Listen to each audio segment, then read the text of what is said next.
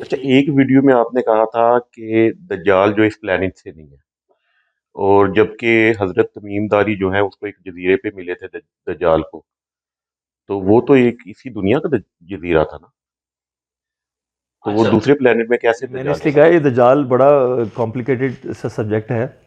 तो of course Allah knows best, मैं सिर्फ अपने एनालिसिस दूंगा जो मेरी स्टडी है। लेकिन ये दज्जाल के एपिसोड में इसको डिटेल में मैं इसको बताऊंगा इंशाल्लाह ताला। लेकिन मैं अभी थोड़ा सा आपको जवाब ज़रूर दे दूं इस चीज़ का, क्योंकि लोगों की ना कन्फ्यूजन बड़े अरसे से चल रही है कि ये हज़रत तमीम दारी की मुलाकात होती है दज्जाल से आइलैंड में। लेकिन उससे पहले थोड़ा सा अगर आप उन हदीस को, सारी हदीस को इकट्ठा करें ना उस टॉपिक की, वो एक हदीस नहीं है, वो बेतहाशा हदीस है तमीमदारी वाली ना, वो सारी आपको लेनी है, सारी टेबल पे रखनी है।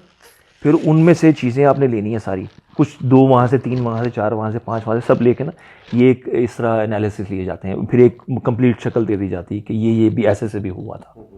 सिर्फ एक हदीस को ले लेंगे तो आपको सारी बात समझ में नहीं आएगी। इसमें पहले तो ये है कि तमीमदारी उस वक्त क्रिश्चियन थे, ठीक है, ही वॉज नॉट मुस्लिम जब उनकी मुलाकात हुई है, ही वॉज क्रिश्चियन। अब वो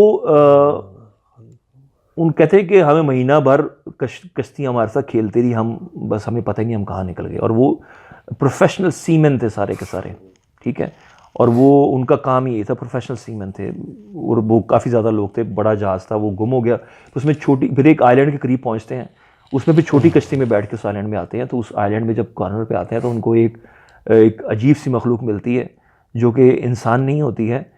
उसके आगे भी सारा बाल से कवर होती है, पीछे से भी बाल से कवर होती है। उनको फ्रंट और बैक का भी उसको पता नहीं होता कि उसका फ्रंट क्या और उसका बैक क्या। और उसकी आवाज़ भी फीमेल आवाज़ होती है और वो उनसे उनकी लैंग्वेज में ही बात करती है। और ये अरबी लोग थे, ये फ़लस्तीन की साइड के अरबी लोग थे। उन हदीस में लिखा हुआ, ये जब सारी हदीस आप इनकी पढ़ेंगे ना, तो ये क्रिश्चियन थे, फ़लस्तीन के आसपास के लोग थे, ठीक है, और क्रिश्चियन थे, अरबिक, लेकिन क्रिश्चियन थे, अरबिक बोलते थे।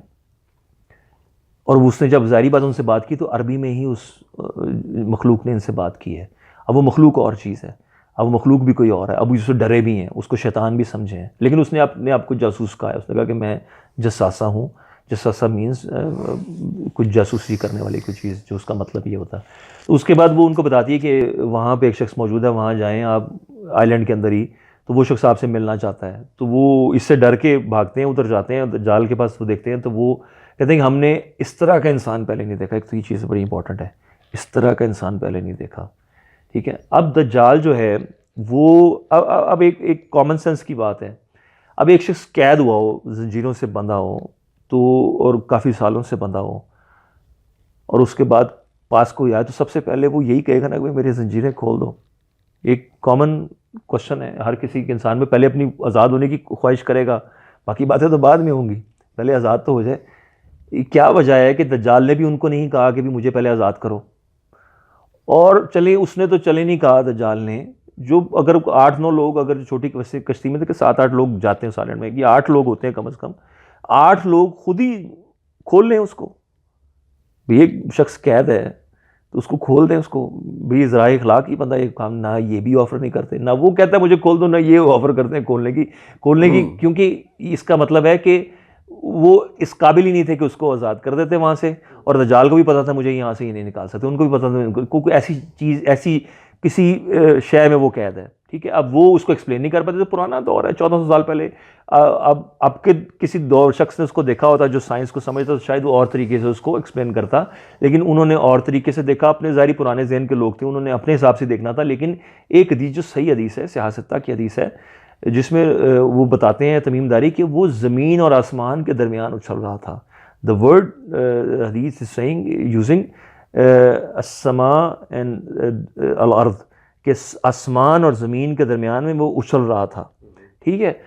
अब आप ये देख लें कि आसमान और ज़मीन के दरमियान में उछल रहा था, इसका क्या मतलब है कि वो कोई आसमानी रास्ता, जिस तरह हमने एक्सप्लेन किया आसमानी रास्ते हैं, उसमें स्टक हुआ है, ठीक है। उनकी एक्सेस नहीं थी उसके पास, दज्जाल के पास। इसी वजह से वो, उनको भी पता हम इसको नहीं खोल सकते, किसी चीज़ के अंदर ये स्टक है और आसमान और ज़मीन के अंदर वो उछल भी रहा है, ठीक है। तो अब वो क्या सिचुएशन थी साइंटिफिक, क्या वो फैक्ट था, वो क्या चीज़ हो सकती है, अल्लाह नोज बेस्ट। लेकिन मैं आपको एक चीज़, एक कॉमन सेंस से आपको एक चीज़ बता रहा हूँ कि वो किसी आसमानी रास्ते में स्टक हुआ और वो खुद ये बात बोलता है कि मुझे इजाज़त मिलेगी तो मैं यहाँ से निकलूँगा। इजाज़त की बात मंसूब कर रहा अल्लाह के साथ, ठीक है। अब ये चीज़ हमें सूरह रहमान में मिल जाती है कि तुम आसमानों और ज़मीनों से नहीं बाहर निकल सकते जब तक तुम्हें अथॉरिटी ना दी जाए अल्लाह की तरफ से। अल्लाह ने कुरान क्लैरिटी में बता दिया कि तुम निकल सकते हो, लेकिन वो अथॉरिटी के बगैर नहीं निकल सकते। तो वो उसी अथॉरिटी की वो बात कर रहा है, वो इज़्न की बात कर रहा है। अरबिक में जो वर्ड हुआ ना कि इजाज़त मिलेगी मुझे तब मैं निकलूंगा, उसको भी पता है इस चीज़ का। अब वो इजाज़त मिलेगी, अब उसको कुछ ना कुछ टाइम की उसको आइडिया है कि मैंने किस टाइम की रेंज में मैंने आना है इस दुनिया में, ठीक है। अब उसको क्या उसको पावर्स हैं उसके पास, अल्लाह नोस बेस्ट, क्योंकि उससे बड़ा फितना कोई नहीं है। अब हमें पता है कि अल्लाह के अलावा गैब कल्म कोई नहीं जानता, लेकिन वो जो क्वेश्चंस कर रहा है वो दुनिया के दौर डिफाइन कर रहे हैं। वो क्वेश्चन वो समझना चाह रहा है, वो जो क्वेश्चन करता है वो समझना चाह रहा है कि जो दुनिया किस वक्त से गुजर रही है। फॉलो कर रहे हैं आप? इसमें इस चीज़ पे गौर कीजिएगा। वो पहले क्वेश्चन करता है कि फलानी जगह पानी है, फिर फलानी जगह पानी है, फिर वो फल दे रहा है, दरख्त के नहीं दे रहा। ये तीनों चीज़ें हो रही हैं, तब वो फिर पीछे आता है टाइम में। सवालों कर रहे हैं बात आप? वो पीछे पीछे आ रहा है टाइम में, दुनिया के टाइम में से, क्योंकि दुनिया इस वक्त किस दौर से गुजर रही है, ठीक है। फिर वो आता है, इवेंचुअली पीछे आता है कि क्या नबी पासम का ज़हूर हो गया है, जो अरबी जो नबी होंगे जो मक्का और मदीना वाली साइड पे होंगे, जो क्या उनका आ गया, वक्त आ गया है। तो वो बताते हैं कि हाँ वक्त आ गया। तो वो यही कहता है कि अच्छा है, बेहतर है लोगों के लिए कि उनसे कबूल कर लें। अब लोग इनको मिलाते हैं बहीरत तिबरिया से भी, कि बहीरत तिबरिया का वो पूछता है कि उसमें पानी है या नहीं है, ठीक है। लेकिन वो उसका उससे कोई ताल्लुक नहीं है दज्जाल के, कि उसने उसी वक्त आना जब वो तिबरिया खुश्क हो जाएगा, क्योंकि तिबरिया को तो याजूज माजूज ने खुश करना है, और याजूज माजूज दज्जाल के बाद आएंगे। तो ये बहरहाल मैं इसको एक्सप्लेन करूंगा दज्जाल के एपिसोड में। मैं थोड़ा सा यहाँ पे एक्सप्लेन करने की कोशिश कर रहा हूँ कि दज्जाल इस वक्त दुनिया के टाइम को देख रहा है कि दुनिया इस वक्त किस टाइम से गुजर रही है। उसने अंदाज़ा लगाना है कि वो उसका टाइम अब कब उसको ये पता है कि कभी ना कभी मिलनी इजाज़त। अब उसने अपने अंदाज से देखना है उसका क्या थॉट प्रोसेस है, क्या नहीं, I don't know, Allah knows best. लेकिन इससे हमें जो मैसेज मिलता है वो ये मिलता है कि दज्जाल टाइम चेक कर रहा था दुनिया का, और दज्जाल किसी आसमानी रास्ते में स्टक हुआ था उस वक्त, ठीक है। निकलने की कोशिश था लेकिन निकल नहीं पा रहा था। अब अल्लाह नोज बेस्ट के उस रास्ते में वो उस वक्त कितनी 1400 साल पुरानी बात है ना ये, लेकिन वहाँ का टाइम हमारे टाइम से मुख्तलिफ है। इस पर भी हमने एक्सप्लेन किया, याजूज माजूज के एपिसोड में हमने डिटेल से एक्सप्लेन किया। कुरान में जगह अल्लाह ताला ने डिफरेंट टाइम जोन्स का बता दिया है कि दूसरी कायनातों में टाइम डिफरेंट है। एक दिन वहाँ का यहाँ के 1000 साल के बराबर है। दज्जाल तभी तो 1400 साल पहले भी जवान था। तमीमदारी ने जब देखा, तमीमदारी को फौत हुए कितने सौ साल गुजर चुके हैं, ठीक है। तो दज्जाल अब जब भी आएगा उस वक्त भी जवान होगा। तो ऐसी क्या वजह है कि उस पर हमारा टाइम ही नहीं असर कर रहा? तो इसको समझिए कि असहाबे काफ जो थे उनको भी अल्लाह ताला ने टाइम से आउट कर लिया था। हमने एक्सप्लेन किया था, छोटा सा एपिसोड बनाया था हमने असहाबे काफ के ऊपर, कि उनको भी टाइम से अल्लाह ताला ने आउट कर लिया था। सूरज दाएं और बाएं से निकलता, सूरज का उसमें जिक्र था। सूरज दाएं और बाएं, उनकी भी जो गार थी वो भी दाएं और बाएं से हो रही थी। बेसिकली उनको करवटें देने की बात नहीं, हमारे मौलवियों ने उनको करवटें दिला दी हैं। असहाबे काफ के जो गार में सोए थे कि अल्लाह करवटें दिलवा रहे हैं उनको ताकि वो बैलेंस रहे। ऐसी बात नहीं थी, उसकी डिकोडिंग गलत ये हुई है कि एक तो सूरज दाएं बाएं से, प्लस उनको भी दाएं बाएं से अल्लाह ताला सूरज से पीछे कर रहा है, यानी कि टाइम से आउट करने की बात की। इसलिए उन पे 309 साल का असर ही नहीं हुआ। उन पे ऐसी था जैसे वो एक दिन गुजरा उनका। तो वो भी, और दज्जाल भी हमारे टाइम में मौजूद ही नहीं है, जिस वजह से वो उस वक्त भी जवान था, क्योंकि वो किसी और टाइम में जोन में था, यानी कि दूसरी कायनात के टाइम में, जहाँ का टाइम और है। हमें कुरान ने ये चीज़ बता दी है। तो इसीलिए दज्जाल जब आएगा वो उसका टाइम और होगा। लेकिन मैं दज्जाल के एपिसोड में ज़्यादा बातें एक्सप्लेन करूँगा तो ज़्यादा अच्छे तरीके से समझ आएगी। मैं A to Z इंशाल्लाह ताला सब कुछ कवर करूँगा। स्कैटर्ड चीज़ें पड़ी हुई हैं, उन सबको इकट्ठा करना है, कंपाइल करना है, फिर दज्जाल का एपिसोड बनाना है। लेकिन फिर भी मेरी सुस्ती है कि मैं उस तरह टाइम नहीं दे पा रहा जिस तरह मुझे देना चाहिए था। तो मुझे बना लेना चाहिए था अब तक दज्जाल का एपिसोड, लेकिन इंशाल्लाह ताला। अच्छा, ये बड़ी स्पीडली अभी ये कम हो रहा है दरियाए फुरात का पानी, और बहरा तिबरिया का तो चले आपने बता दिया। भी लोग पूछते हैं कि मेरा तिबरिया ये कब खुश्क होना।